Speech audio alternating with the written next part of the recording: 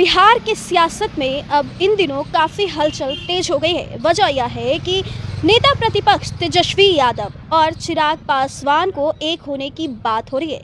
क्या चिराग पासवान तेजस्वी यादव के साथ जाएंगे या तेजस्वी यादव चिराग पासवान के साथ जाएंगे? तो दोनों एक दूसरे से अगर मिलन हो जाता है तो क्या नीतीश कुमार की कुर्सी को खतरा मंडरा सकता है? इसको लेकर आज जब पत्रकार लोक जनशक्ति पार्टी रामविलास के ही सांसद खगड़िया के सांसद राजेश वर्मा से जब बातचीत करते हैं तो वह क्या कुछ अपनी प्रतिक्रिया और अपने पार्टी को लेकर बोलते हैं, आप भी देखिए इस पूरी रिपोर्ट में। भाजपा के संपर्क में है और तेजस्वी के साथ आ जाएं। हाँ, ये कौन आ जाए? हाँ, तेजस्वी के साथ चिराग जी आ जाएं, बिहार का भला होगा। नहीं, ठीक है, अपने अपने जहन में ख्याली पुलाव बनाना ही चाहिए।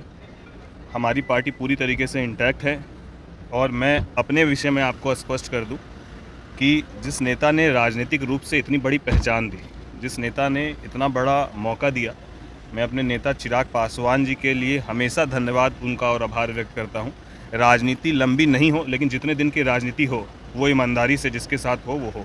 तो मेरी ईमानदारी मेरे नेता के प्रति सदैव रहेगी, चाहे राजनीति फिर आगे नहीं करनी हो वो मंजूर है, लेकिन नेता के साथ कभी दगाबाजी ना हम कभी कर सकते हैं और ना कभी जीवन में करेंगे।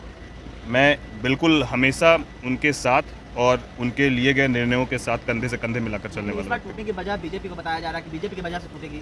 किसी के वजह से टूटने और जुटने वाली कोई बात ही नहीं है। कोई टूटने का कारण तो हो, क्या स्टैंड लेना मुद्दों पर वो गलत है, और अगर गलत है तो फिर प्रधानमंत्री जी ने भी उसको लेकर संशोधन किया है। तो मुझे लगता है कि इन विषयों में कहीं कोई दम नहीं है। पता नहीं, मैं खुद ये देख कर आश्चर्यचकित था कि मीडिया में इस तरीके से कैसे चल रहा है, जिसमें उसके बाद हम लोग झारखंड में जो राष्ट्र कार्यकारिणी की बैठक हुई वहाँ सब लोग साथ थे।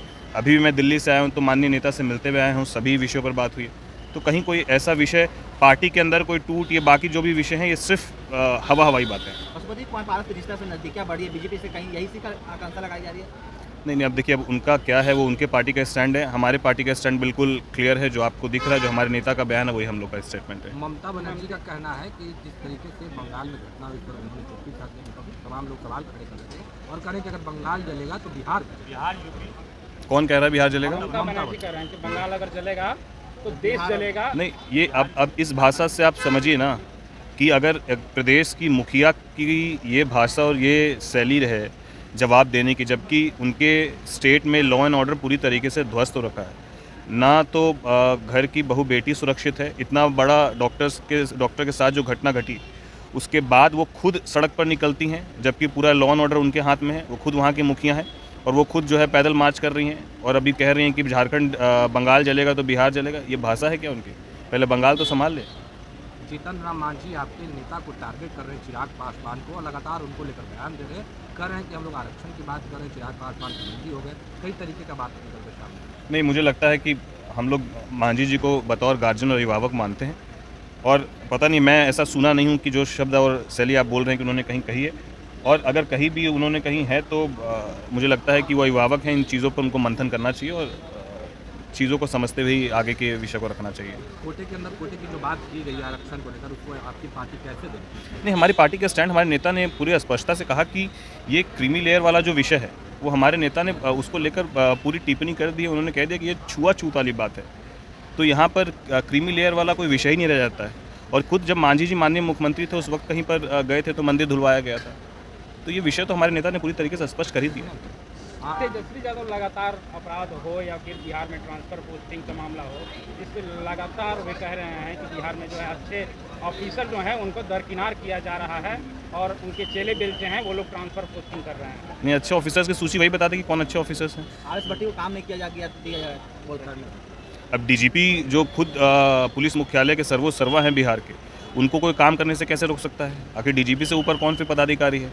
तो ऐसी बातों से लोगों को दिग्भ्रमित करने वाली बात है, बाकी वास्तविकता क्या है वो जनता और लोग जानते हैं। बिहार में जातीय आधारित गणना हुआ था, चिराग पासवान पूरे देश में करवाने की मांग कर रहे थे, आपकी पार्टी आवाज़ उठा रही है, क्या आप नहीं जान? नहीं, बिल्कुल हम अपने नेता के स्टैंड के साथ, और हमारे नेता ने इसीलिए कहा कि अगर जातिगत उनका बस उसमें थोड़ा सा ये सुझाव ज़रूर है कि जातिगत जनगणना के वो पक्षधर हैं लेकिन वो सार्वजनिक हो, इसके पक्षधर नहीं हो। लेकिन वो आंकड़ा बिल्कुल आना चाहिए ताकि उस आंकड़ों के आधार पर ये तय किया जा सके कि किस जाति समाज की संख्या कितनी है और उनके लिए हमको क्या बेहतर करना है। ये जानकारी होनी चाहिए, लेकिन वो सार्वजनिक नहीं होनी चाहिए। राष्ट्रीय लोक जनशक्ति पार्टी के जो नेता हैं वो कह रहे हैं कि चिराग पासवान अब राहुल गांधी के बोलने शुरू कर दिए। राहुल गांधी भी बोल रहे हैं और चिराग पासवान भी बोल रहे हैं। खैर उनके विषय पर हम कुछ बोलना नहीं चाहते हैं। वो इसी तरीके से जो बोल रहे हैं वो कौन बोल रहा है और बिना कोई हाथ पांव वाली बातों पर क्या ही जवाब दिया जाए। सर फतुहा के गांव है एक गोविंदपुर, वहाँ की जमीन है, पूरे गांव को वक्फ बोर्ड ने दावा ठोक दिया है कि यह जमीन वक्फ बोर्ड की है।